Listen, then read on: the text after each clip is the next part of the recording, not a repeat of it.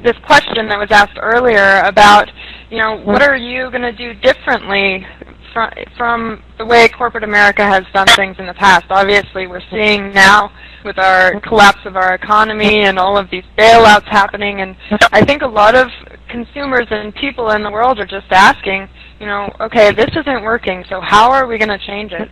And I'm curious if you have any input on unique ideas or creative ideas that are going to be a part of this project, or things that need to be addressed that will actually change how we make corporate America in the future.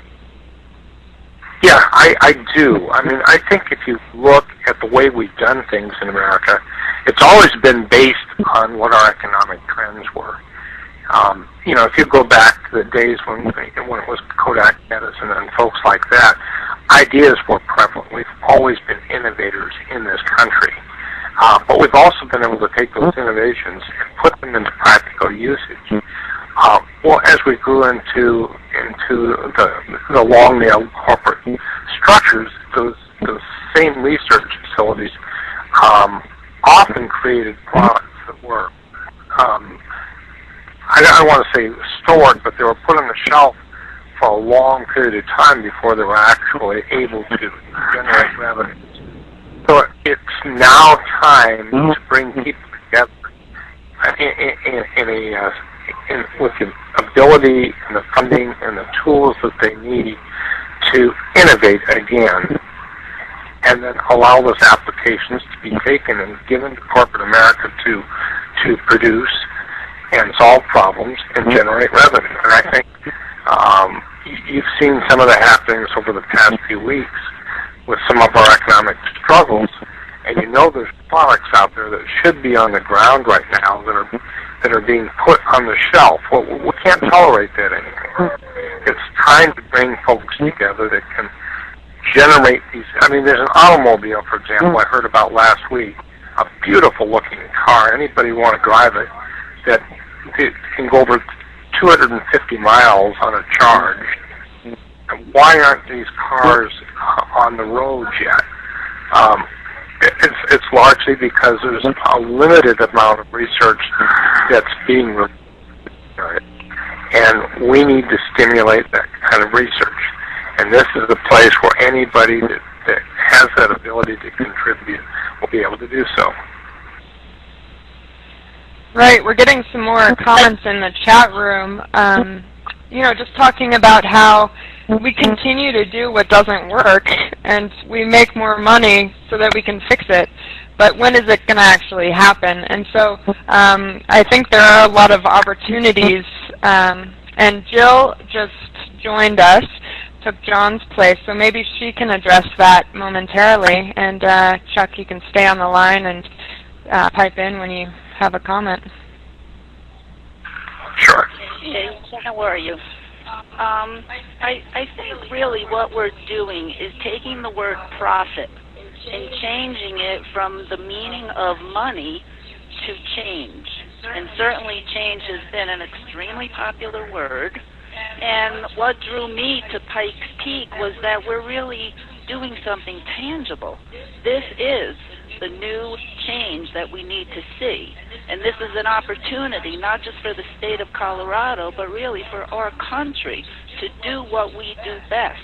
And that's to be innovators and thinkers and changers and create a future. Because, like, I'm reading a book now called Hot, Crowded, and Flat. And it really, pretty much spells out what we have done to our world and that we really do need to do something about it. So here we are doing something on a global level with this green think tank, and then we're doing something on an individual level with this wellness center. And really, to me, what Pikes Peak will be is a destination for change.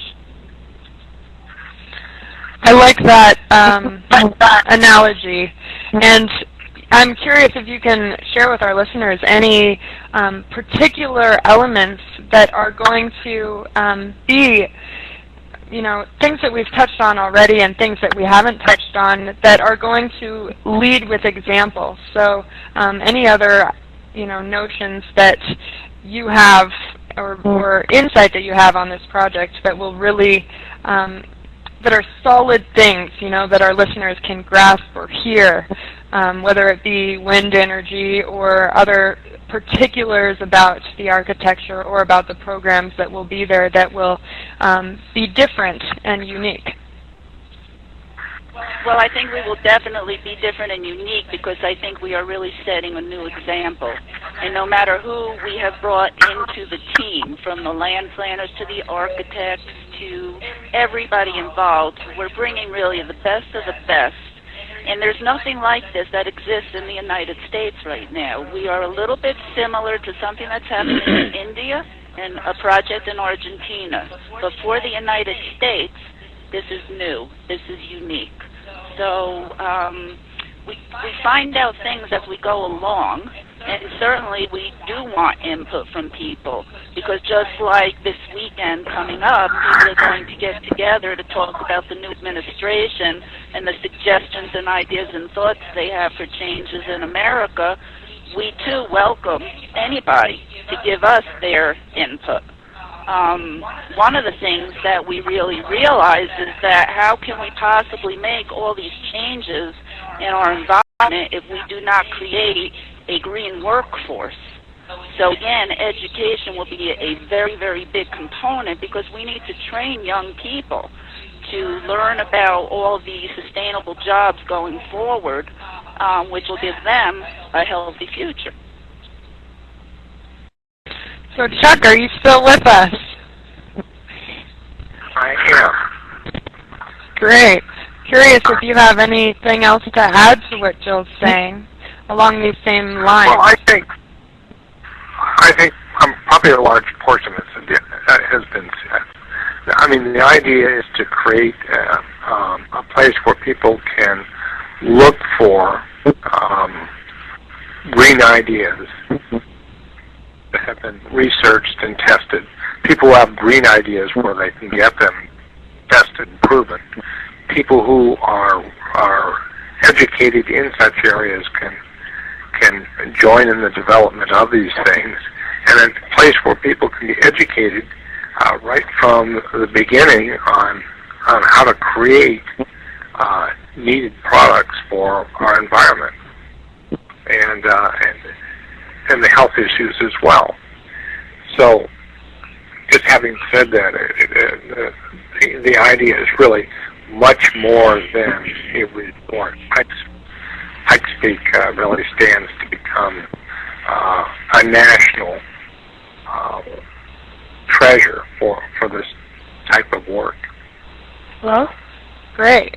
We have another caller on the line, actually, so if they'd like to join us. I'd like to welcome you to the show, caller.